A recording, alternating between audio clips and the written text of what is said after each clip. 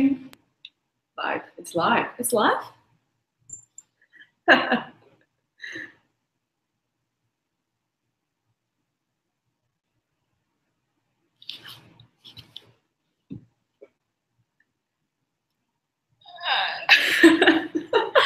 Here we are. Yay! Hello. Hello. First of all, welcome to No Chill, which is a transparent discussion about navigating having a mental illness, being a woman, and creating content online. 3 things which we are and which we do. Madison, introduce yourself. Yes, so we're here as part of the Digital Writers Festival, and I am a poet, artist, and writer who's written for the likes of Vice, SBS, Overland, Pedestrian TV, Going Down Swinging, Daily Life, and more. And when I'm not doing that, I perform spoken word poetry at a few local events in Melbourne. My name is Lucinda Price, and I'm a writer, editor, and comedian from Melbourne. At the moment, I'm the lifestyle editor at Pedestrian TV, and I've done that for 2 years. 2 years. Yeah. 2 years now. And in my spare time, I don't do anything like spoken word poetry. You rollerblade. I rollerblade and bike ride and bake. Bake on a Sunday.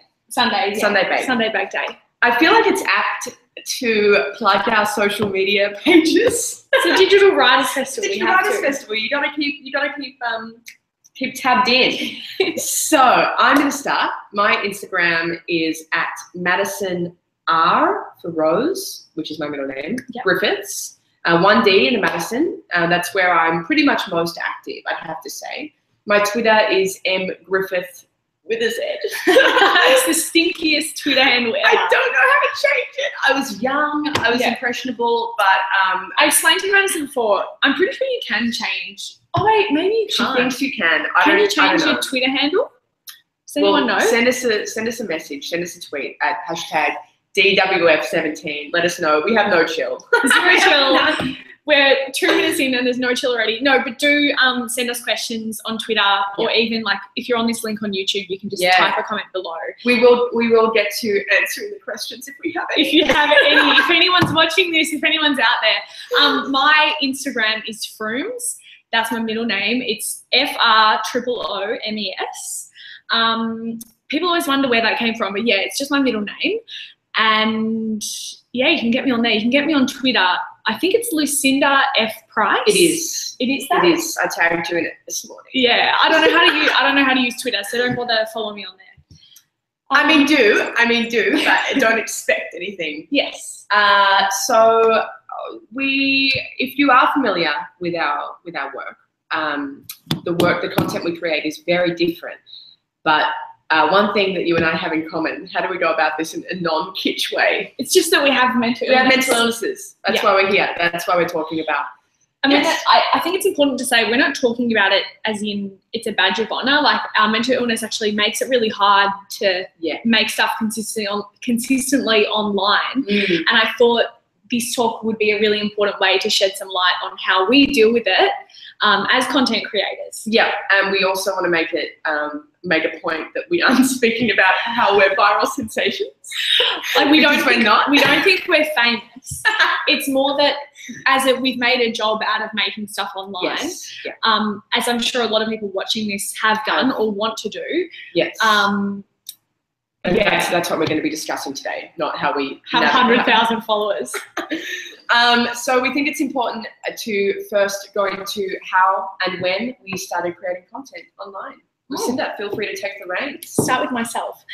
So I've always made videos all throughout my life, and I think a lot of people who make little funny videos or like making comedy videos will have the same story. Yes, like, it's true. You always had your little camcorder at home. So in year 6, I used to do a thing called Straight Your Stuff TV on camera, and me and my friend would go around interviewing people at school, getting them to do fashion parades, and I thought it was so funny. Yes. And then all throughout being a teenager, I'd make like little videos on. Yeah, even we have at the end of the year we had that.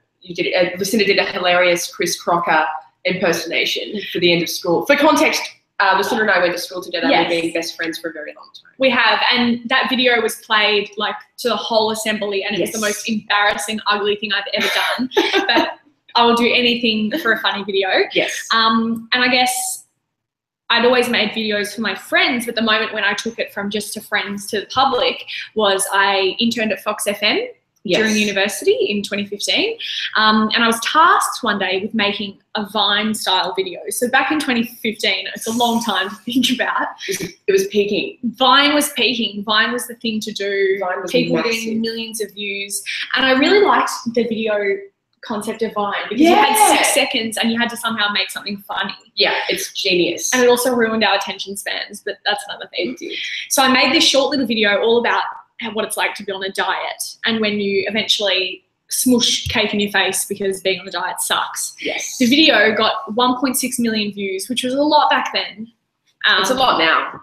But it felt huge. It felt huge at the time, especially like I had never made anything online. So it was the first thing that I ever posted. And I got like 16,000 comments and people were tagging their friends. It was just crazy. And then that's sort of like when I think it kicked off and that ignited my love for making things online. Yes, for having a platform where you can make a funny video, you can appeal to a large audience. Yeah, and then from that internship, I applied for a job at Pedestrian, which I didn't think that I was at all qualified to do because I'd never been a writer. I was based in Sydney as well. I just like was bored one day in the summer holidays, so I just applied for this job at Pedestrian. And the founder, Chris Singer, liked that I'd made these little viral videos. Yeah. So that pretty much got me a writing gig for Pedestrian TV as a lifestyle editor. Yeah. And I've been doing it ever since, and I've learned how to write, so that's really handy. Yeah. And my story is vastly different. So Lucinda speaks very affectionately of my MySpace. Oh my God, Madison had the best, coolest MySpace. Every week she would update it with like a new song. Very sentimental song. Like real. Yeah. So I've always had an interest in expressing myself online. I've always had an interest in creating sentimental work, which has been a prevalent theme through even my editorial work, my poetry, my illustration work. Everything's quite delicate, quite sentimental, quite meaningful. Yeah, at least I intend for it to be quite meaningful. The first time I got something published was between 18 months to 2 years ago now. I think it was March, 18 months ago. And it was a personal essay through Vice, documenting, it was very, very personal. So it spoke about me going through vaginismus. Which is a terrible name. It's an awful name. It was an open letter to my vagina. And ever since then, I went full throttle. I spoke a lot about my personal life online, which for someone who does suffer from mental illnesses, it can be a little bit of a complex process. And we're going to start talking about that now. I think it's important to say though, like for you, the vaginismus article was really important because it did make such a big impact online. Yes. And you had press from it, I'm pretty sure. Yeah. Like, people wanted to interview you. Yeah. Mama Mia interviewed me. So there were a couple of smaller blogs that interviewed me, and it was something that a lot of people I spoke to, or who spoke to me, had never read about or known about. It was a similar situation for me. I hadn't until I read an article by Giselle Nguyen for Rookie magazine, which captured my experiences to a T. So I really opened a can of worms. You did, but it was really important. It was fun. So I think it's worth talking now about our mental illnesses, so everyone's on the same page. I think it's important to say also, like, talking about mental illnesses and actually like coming out online and saying what you've been diagnosed with can be hard, especially when you your whole work and your job is online. It really puts yourself on the line, but that's why we thought this talk was so important, just to like shed light on it. Yeah, absolutely. I think that's a really, really, really important point. Perhaps you can go into your... Yeah. So I've had OCD my whole life. It's something that had really controlled me as a small child. So in kindergarten, I had it really, really bad. It would manifest in ways like never feeling comfortable in certain clothes, like not feeling quite right and looking in corners. It's all very weird talking about it when you've sort of grown out of it. Like, isn't it? It's a strange feeling. Yeah, like the way that my OCD used to manifest when I was a kid is totally different to how it works now. Like now I think I more have generalized anxiety disorder and sort of like seasonal depression rather than typical OCD where you're washing your hands and checking corners and doing all that sort of stuff. So it's adapted and it's changed, but I sort of it's what am I? You've had a mental illness throughout the vast majority of your life, and yes. that obviously, like anything, influences how we make sense of ourselves, and especially how we make sense of ourselves online. Yeah. I think the nature of having OCD as well means that we are hyper aware of ourselves, almost to the point where it's destructive. Yeah. So being exposed on a platform that everyone has free reign to is really, really consuming and potentially anxiety inducing and can cause a panic. Not saying that it does, I'm just saying that being exposed in that way can be difficult. In terms of my mental illnesses, I've always been in psychologist offices from 12 years old. As a child, I couldn't put my finger on what it was. I always knew there was something there. That developed into anxiety and quite a serious bout of depression when I was 18. Really, it was really bad. We were in school together. We were. Madison would constantly be crying in the toilets. Yeah, it was constant. It was really, I'm so sorry. Wait, that's an exaggeration. She wasn't constantly in the toilets crying.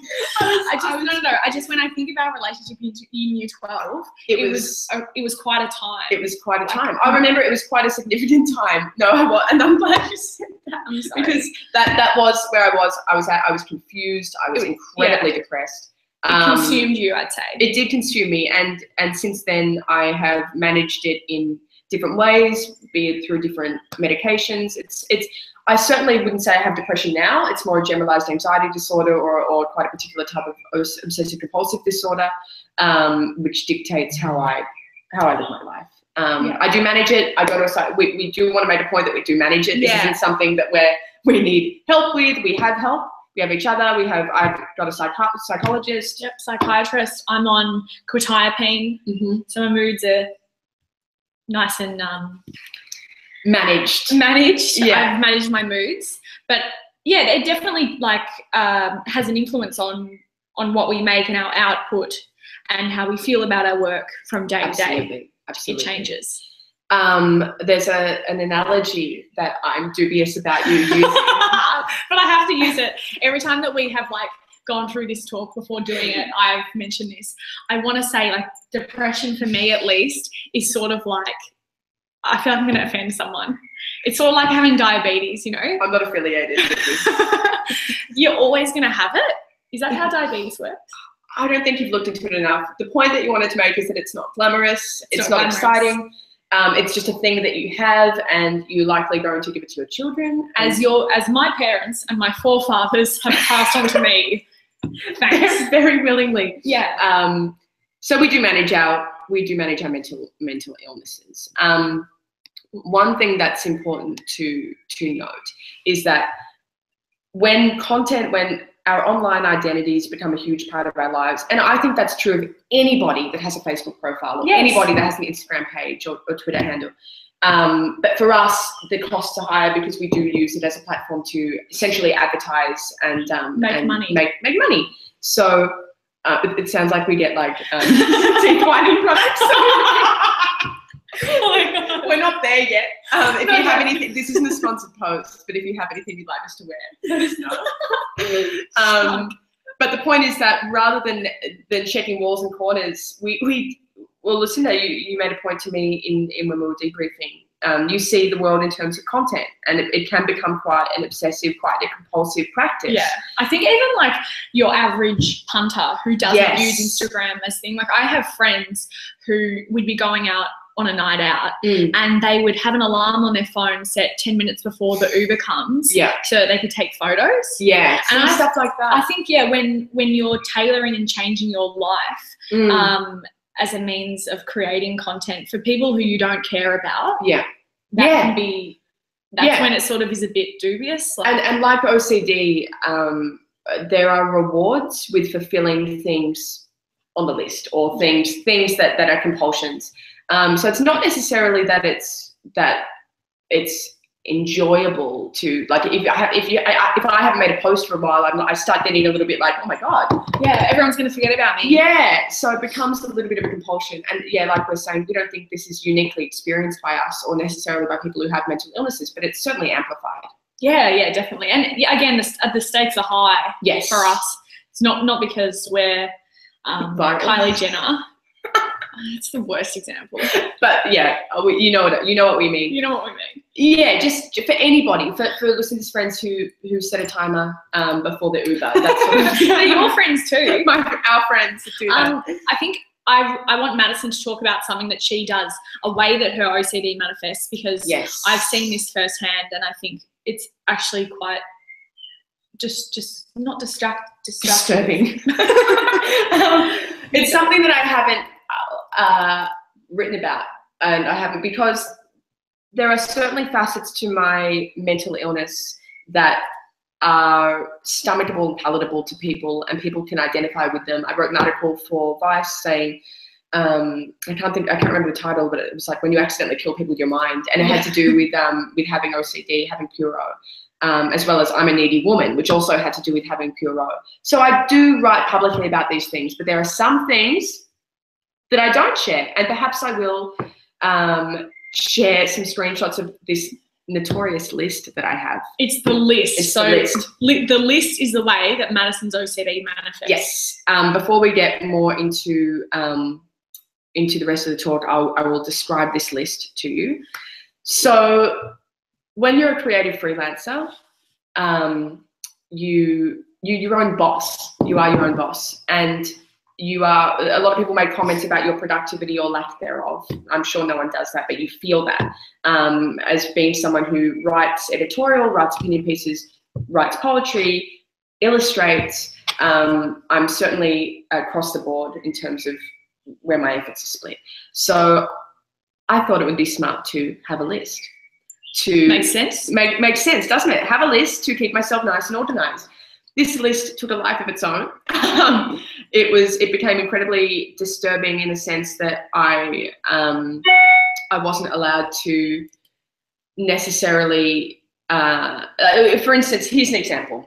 So it says, "Get this piece finished and published by full stop."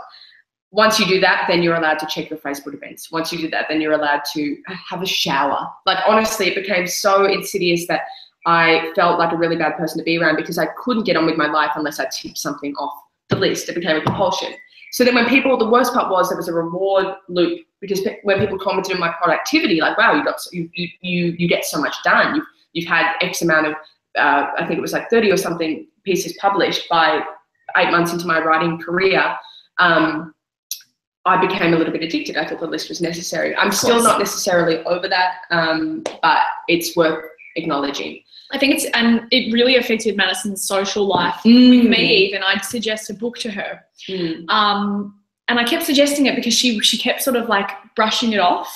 Yeah. I said, no, please go and buy this book. And she went and bought a different book first. And this sounds so silly, but I was almost offended.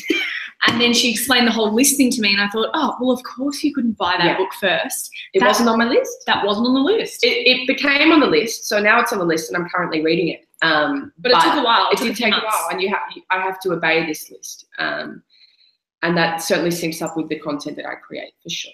I think it's worth here so we've gone into our personal lives quite significantly. Yes. Which we will no doubt dabble in and out of throughout the talk. But we want to speak about, one thing we wanted to speak about was audience interactions, which is a massive part of being online for anyone. Yeah. Even people that don't use social media as a work platform. It's the beauty and the beast of social media.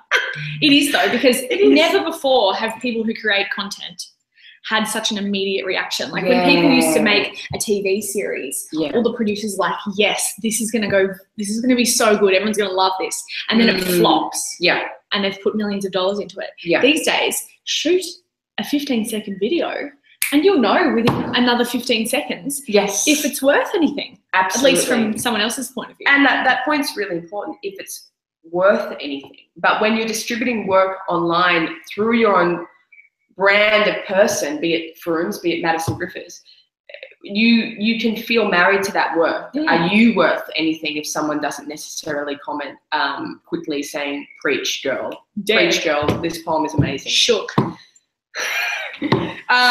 So we're going to separate this audience interactions part into a couple of sections. Yes. We think it is apt to talk about the comments section. So this is probably more about our written work. Yes. So we're both writers, probably, first and foremost. That's how we make our money. So me working at Pedestrian TV, I'm required to write all manner of things all day. Yeah. And of course, people comment on it. And Pedestrian is quite a divisive. It is. It's got I imagine Pedestrian, I know Pedestrian has a demographic in mind, and the internet doesn't necessarily cater for just an exclusive demographic. No. So people outside that demographic see this content and get offended for no reason, but they're there. They're there. It's a little bit like, no, I'm not going to use this example. Don't use the example.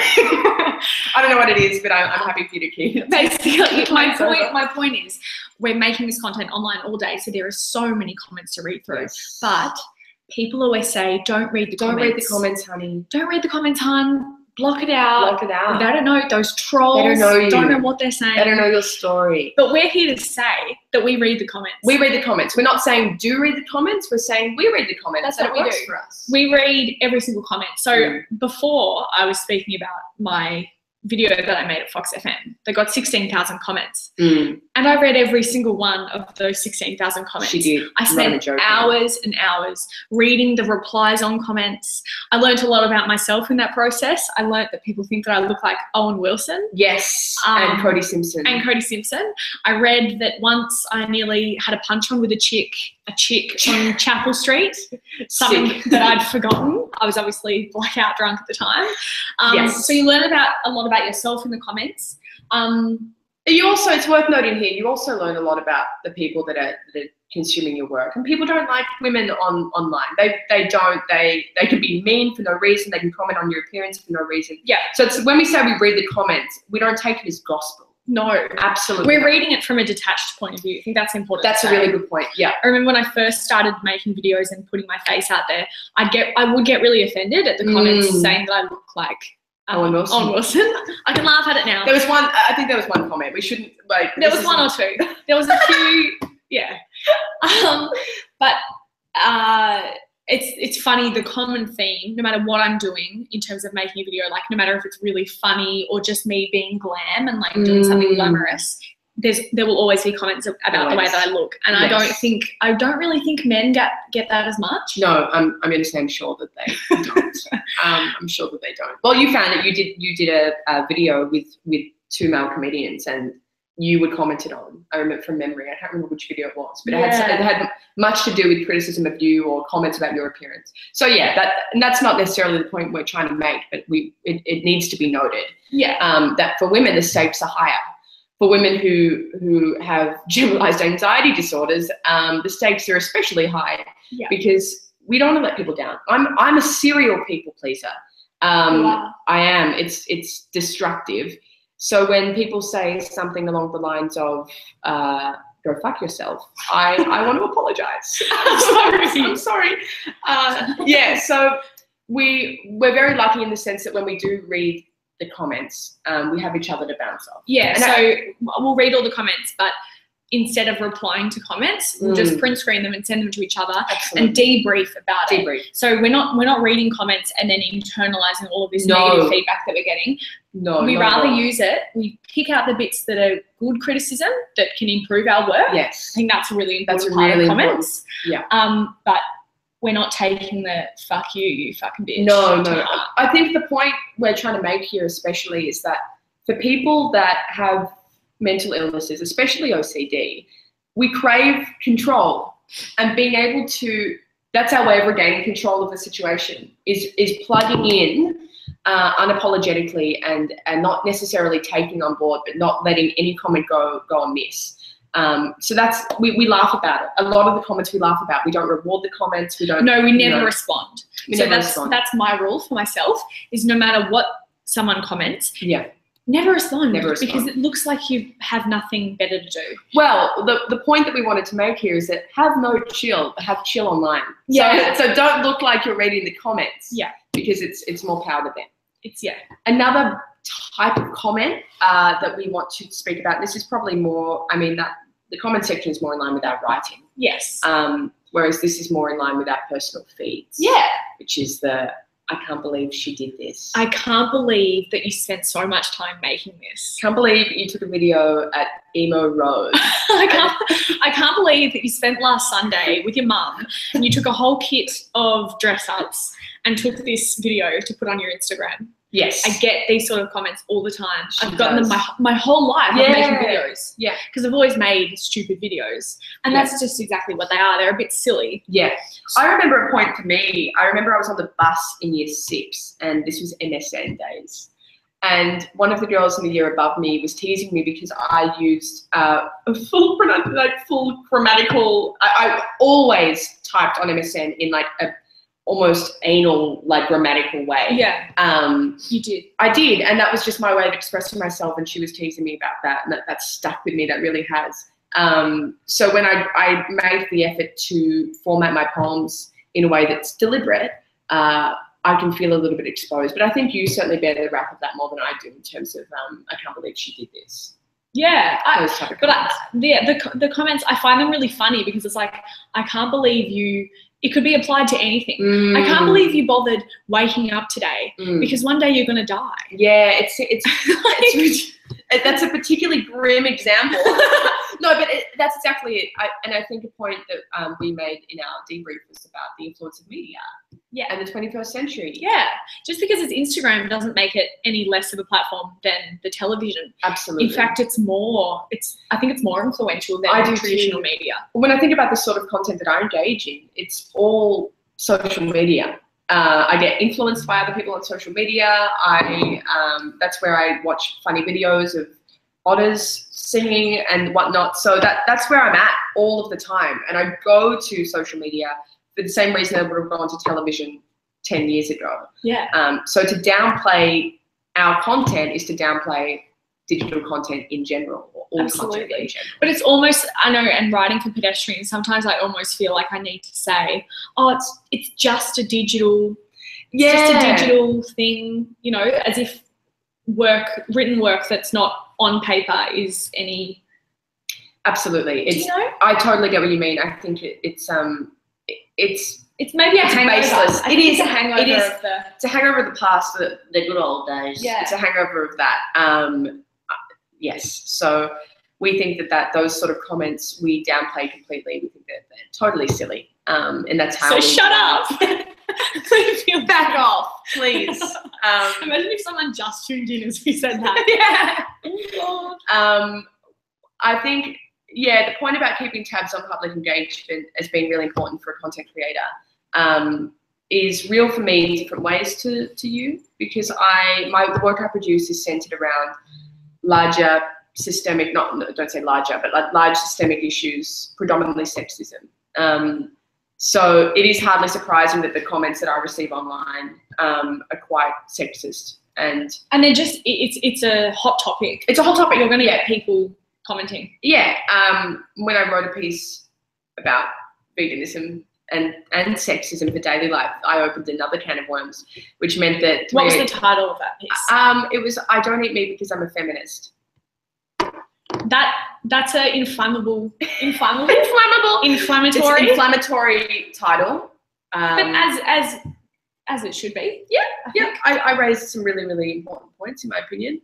But I mean, the comment section from that bled into completely different platforms, bled into a radio interview with 3AW, where the people that I was on the Drive program. And this man has made a career out of finding people who he thinks are idiots. Yes. And roasting them. And I was roasted. But you weren't roasted, can I just say. I listened to the whole interview. I was in the hairdresser and I was crying. There were tears of joy coming down my face because Madison was on 3AW talking to this guy, and just, you were so eloquent. Thank you. And he was trying to really make you out to be a fool, but the work that you created, you believed in. Yes. So I think that's really important with the really mean and bad comments. Absolutely. Is if you make something and you believe in it. Yes. Then. It is hard to believe in it when you are second guessing everything you do as a woman and as someone with mental illness. Yes. So having a supportive network, really honouring your brand, really honouring your the work that you value and embodying that in your newsfeed is just really important to clean a hole to. But even, I mean, still with that example, was it Daily Mail that wrote the piece about you? Oh, then Daily Mail did an interview with me. Oh, yes, where they had these photos of me from my Instagram, and they wrote like Melbourne feminist refuses steak in the name of something or other. Hating men. Yeah. And I got a lot of there were public forums dedicated to how ugly I was or how awful I was. People had gifs of women getting beat up and saying I would love to do this to this girl. So that was a really tough time. In retrospect, I think at the time I was young and felt. When I say I was young, I mean I was young in my career. It was 6 months ago. it was at least I think it was a year ago, over a year ago. But I was young in the scheme of my. You were fresh. I was fresh. I was green. I was fresh out of the writer's womb. You were. So that's how we sort of navigate our audience interactions. Like I think the common theme here is that whether it's good or bad, we share the comments with each other. So I think it's really so important to have a network, whether it be like a Facebook group of digital writers. There's heaps of them, which I'm sure people watching. Absolutely, you should definitely. It's incredibly supportive. So helpful. So helpful. Yeah, it's being honest with yourself. It's being honest with your friends. Like having someone like Lucinda who understands not necessarily the work, like as in like doesn't understands the work I create because it comes from me. Yeah. In the same way that Lucinda will send me videos. I'm not a comedian, but I understand the work you're trying to produce. So you'll help me. Yeah. I'll support you. Because I think it's also important. Like you can have your boyfriend or your girlfriend or your mother or your father who you go to for advice, but if they're not living and breathing that world, the internet, then they're not going to get it. Absolutely. You know, like my dad would read a comment about someone telling me that I look like Owen Wilson. And he'd say, stop making content, you know? Like, he'd say, why are you putting yourself out there for this? Yeah, exactly. That's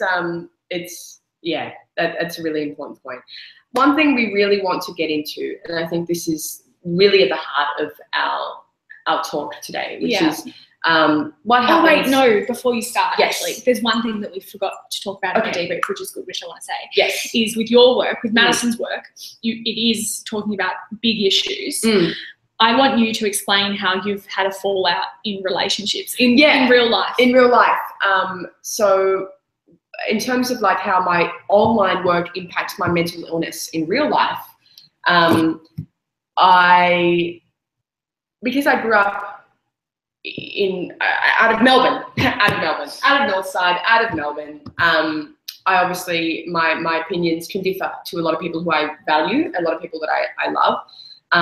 And whilst people can message me on Instagram saying, I love your work, you're so inspiring because you're speaking about things that people don't speak about, or women's issues, then I also might not get invited to the next party. Yeah, from school, or I might have a falling out with friends who think I'm too much. Too much. And feeling like you're too much when you're someone who has a mental illness, who often feels like they're too much, can be really consuming. Yeah. And one thing that was really funny is that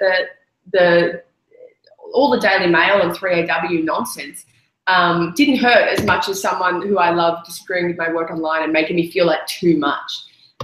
So there is a in real life price. Ramifications. Yeah, and that's the stuff that hurts. Yeah, people don't tend to talk about that as much. Absolutely.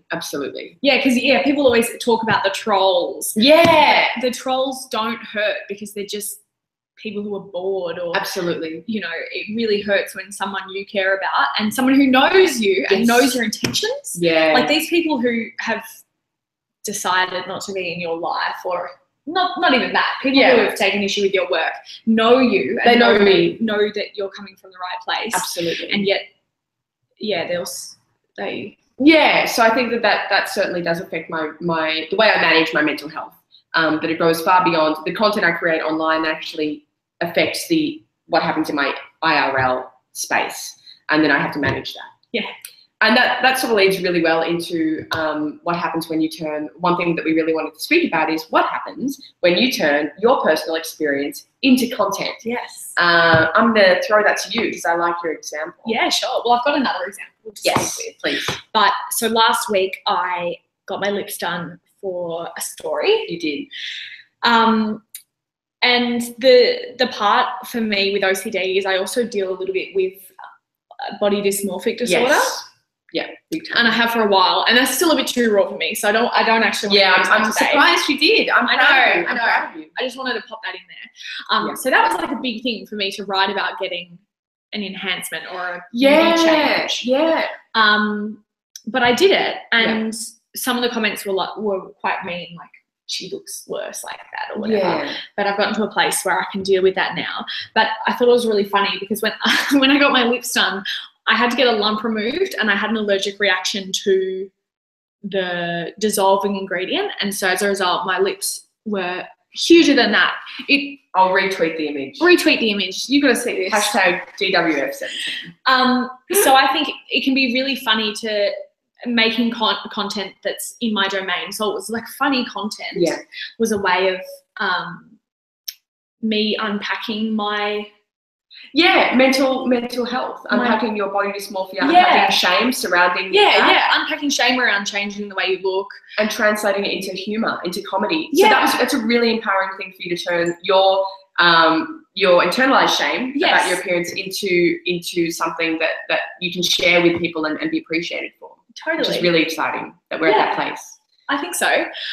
But more importantly for me, one thing that I found has been really helpful is, making content online, is that I do videos of my dad. Yes. So on my Instagram, I have all these videos of my dad doing this really ridiculous stuff, like washing a car in a bikini. Yeah, or that actually happened. In the bath, wet in the bath with no pants on. So this all sounds really wrong. You've got to go watch it. People always say, how do you get him to do that? Yeah. Like, that's my dad would never, all of those sentiments, like people are gobsmacked. Yeah. Part of the humor is almost shock. It's shock because there's this 60-year-old man in a bikini. Yeah. What's the payoff for him? Why does he want to do that? Yes. But what people don't know, if you don't know me, is that my dad is bipolar. And that's something that's been really hard for me to deal with in a personal way. Like that's one of the biggest things of my life, dealing with, through childhood and everything. And our relationship has obviously suffered as a result. Like I find it quite hard to engage with him on a one-to-one level. Like it's quite hard to have a conversation with him. Totally. But through the videos, I've been able to take all the best bits of him that I previously didn't find palatable. Like I just couldn't deal with him. He really would frustrate me. But in the videos, I can direct him and say, do this, it's going to be funny. Yeah. And it's it's a way for us to connect. It's empowering. It's empowering for both of us. It raises awareness as well and breaks down stigma without people don't even realize that what they're doing is they're supporting the sort of it just gets rid of the stigma surrounding the capabilities of people with mental illnesses that are quite debilitating, that are quite intense and constant. And by revealing Steve in a really, really positive light, and a funny light, it's power to him. It's power to you. It is, and it has sort of shown me that it's okay to be a bit wacky, and it's sort of validated the wackiness that comes along with being a bit neurotic or having bipolar. And it's funny that we haven't actually spoken about that too much. So I feel like growing up together, whilst Lucinda and I always had a really great time through school and everything, but in terms of our conversations with one another, we were always self-conscious about being too much, being too wacky, being a little bit, for me, it was like taking myself a bit too seriously, having the MySpace songs and whatnot. So the Aqualung vibes. And for me, it would be like running around the school screaming and people thinking, what's going on? What's going on? Like, is she okay?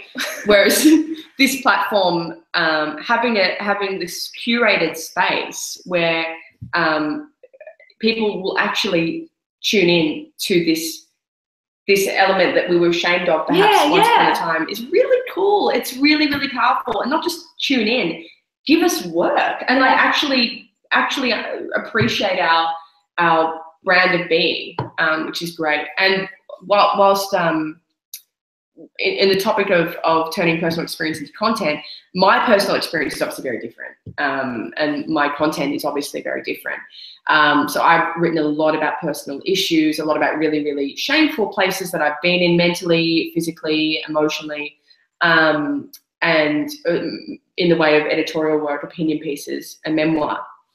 And I got a drink with one of my editors, one of the editors from Vice, who captured this emotional tax of being open online really well. And she said that the issue with writing memoir, it's not for everyone, because people all over the world know you, and they know you on a really personal, intimate level. And for someone who's a people pleaser, for someone who has this sort of anxiety where I want to match the enthusiasm I receive, I want to be polite all the time, I overcompensate. That's a term that my psychologist was going through with me yesterday, overcompensation.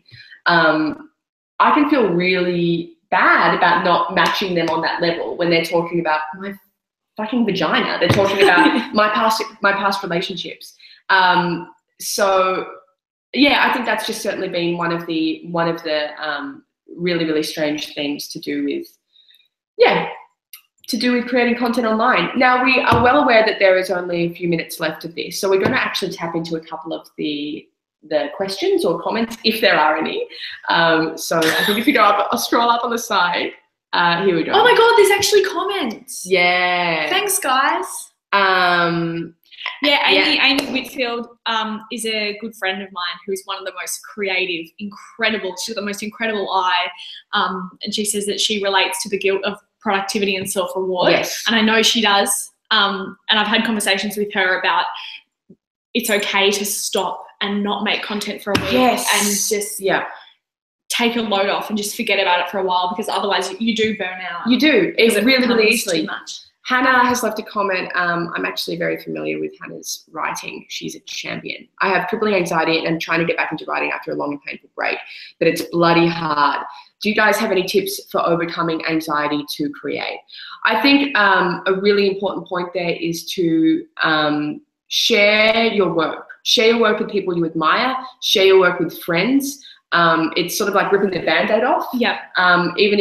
Even if you want to send your work to me, Hannah, I'm more than happy to read it. Like that's sort of that's how we. One thing I really value about my relationship with you is that I will send Lucinda work and she'll say, I actually don't think that line works. That's really important to me because it shows honesty. It shows pride in my brand of content. And it means when you do send me something that's really bang on and I say, fuck, this is amazing. Yes. You know it's going to fly. And exactly. You know it's great. So honesty is incredible in that regard. And I'm really sorry that you are struggling with anxiety in that way, because it can be crippling. And like you said, you can take breaks in terms of, especially online social media content. People aren't going to forget you exist. But also on the other hand, it's important to know that, like, with the whole thing of social media, it's so cyclic. If you create something and you're not that happy with it, it's going to be forgotten. Exactly. Anyway, I find that really empowering when I'm feeling really anxious. I think nothing really matters anyway. Yeah. So that's been really good for you to. Yeah, that's my mantras really help. It's sort of nihilistic almost, isn't it? Yeah, it is. It is, but in a productive way. Yeah. Yeah. Should we check the Twitter feed if there's anything before we sign off? Yeah, let me see. Someone said, Lucinda, you're really hot. Thanks. Thanks. That's all from us. That's all from us. We just, in short, what we want to say is having chill online requires having no chill offline, none whatsoever. Social media is a practice. It's like anything in that way. It's a little bit like life. Well, it is. Finding someone in the same field who understands not just your demographic, but your motivations and what you're trying to achieve, whilst also being in tune with the demands of your mental illness is really important. And I think we'd just like to thank the incredible team at the Emerging Writers Festival for giving us this platform to talk about something that we've wanted to talk about this for ages. We have. And one thing that's really important to note is that the Digital Writers Festival works to allow and support people with mental illnesses to have access to information, exciting and important work online. Yeah. It can be hard to leave the house sometimes. I mean, like, we're having a giggle here, but we don't want to downplay the effects of the real life connotations of suffering from a mental illness. Yeah. So everyone that does, power to you. And yeah, we think that the Emerging Writers Festival and all that it does for people like us, such an important resource. Yeah. Thank you so much, everyone. Thank you. Bye. We're still there. Bye.